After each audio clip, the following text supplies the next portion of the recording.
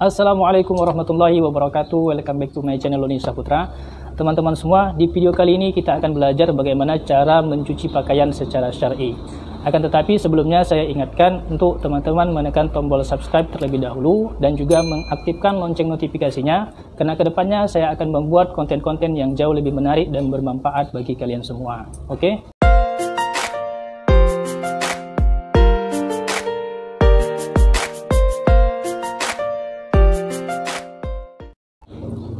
Mencuci pakaian secara syar'i itu merupakan salah satu perkara yang wajib diketahui oleh setiap muslim. Karena pada sebagian ibadah, ada yang mensyaratkan agar pakaian kita itu suci dan bersih dari yang namanya najis. Nah, mungkin saja dalam kehidupan kita sehari-hari, banyak pakaian-pakaian kita yang terkena najis, yang mungkin sangat sulit bagi kita untuk memilah-milahnya, dan kita ingin mencucinya sekaligus. Namun jikalau pakaian kita itu memang terlihat jelas ada yang terkena najis, misalkan seperti kena kotoran bayi kecil ataupun kena kotoran hewan, maka kita bisa singkirkan kotorannya terlebih dahulu, nanti kita akan cuci seperti biasa. Namun jikalau sulit bagi kita untuk memilah-milahnya, karena mungkin najis itu sangat kecil, misalkan percikan air kencing dan juga yang lain, dan kita ingin mencucinya sekaligus, maka tips kali ini sangat bermanfaat bagi teman-teman semuanya agar pakaiannya bisa suci. Oke, langsung saja kita akan praktekkan bagaimana cara mencuci pakaiannya secara syar'i. Nah, yang pertama perlu diingat bahwa di sini saya akan menggunakan media ember sebagai tempat kita nanti untuk merendam pakaian ini. Yang perlu diketahui ialah jangan kita memasukkan air terlebih dahulu ke dalam media ini. Karena nanti kalau kita masukkan air ke dalam media, lalu kita masukkan pakaian yang mungkin di dalam pakaian ini ada salah satu yang terkena najis, maka seluruh pakaian kita yang lain ini juga akan terkontaminasi dengan najis tersebut. Jadi boro-boro pakaian kita akan suci, malah pakaian kita akan menjadi najis semua. Begitu juga dengan kalau kita memasukkan air dan juga disertai dengan deterjen, maka itu tidak bisa mensucikan baju kita.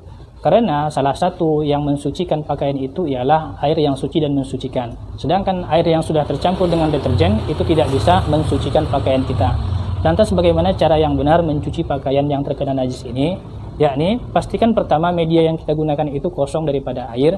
Kemudian yang perlu diingat di sini ialah bukan airnya yang pertama kita tuang atau bukan deterjennya yang pertama kita tuang, tetapi ialah pakaiannya yang pertama kita akan masukkan ke dalam media ini.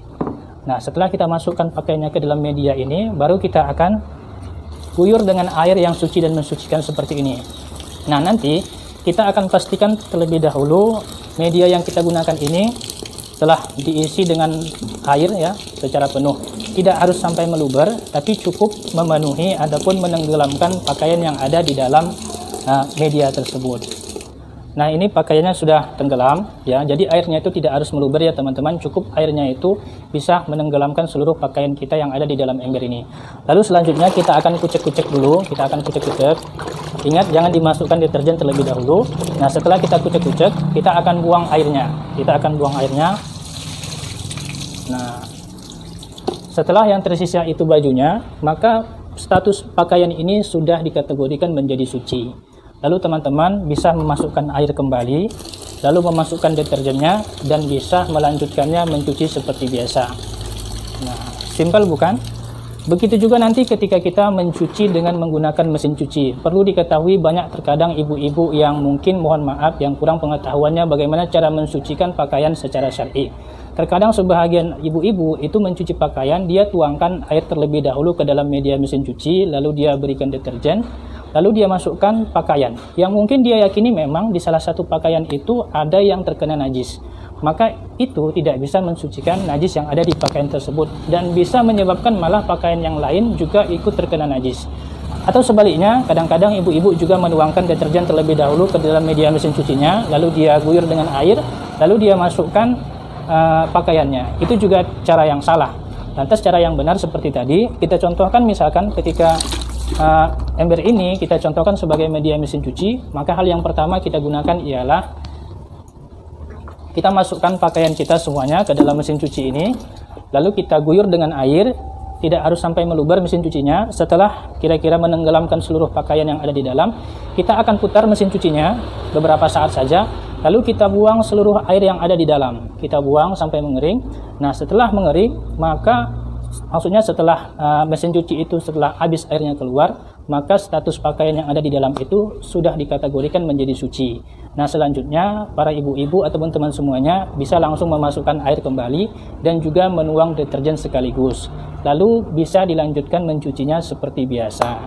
Nah, begitulah cara mencuci pakaian secara syar'i.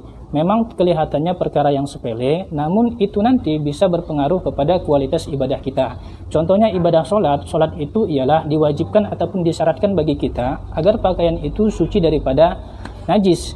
Namun jikalau kita salah dalam mencucinya sehingga pakaian kita itu masih berstatus najis, takutnya nanti ibadah kita itu bisa rusak karena kurangnya pengetahuan kita tentang bagaimana mencuci pakaian secara syar'i. Nah, ini tentunya berlaku bagi pakaian yang saya jelaskan tadi. Mungkin di pakaian kita itu kita yakini betul ada yang terkena najis, namun sulit bagi kita untuk memilah-milahnya. Tetapi kalau teman-teman semuanya yakin betul bahwa semua pakaian yang akan kita cuci itu memang betul-betul suci, tidak ada yang terkena najis, maka mencucinya itu bisa secara bebas seperti biasa sebagaimana layaknya sehari-hari teman-teman dan para ibu-ibu semua lakukan. Oke, jadi saya harap penjelasan saya ini bisa dan mudah dimengerti, dan mudah-mudahan kali ini tidak ada lagi para ibu-ibu semua dan teman-teman semua yang keliru bagaimana cara mencuci pakaian secara syar'i, baik dengan media seperti ini maupun dengan menggunakan mesin cuci.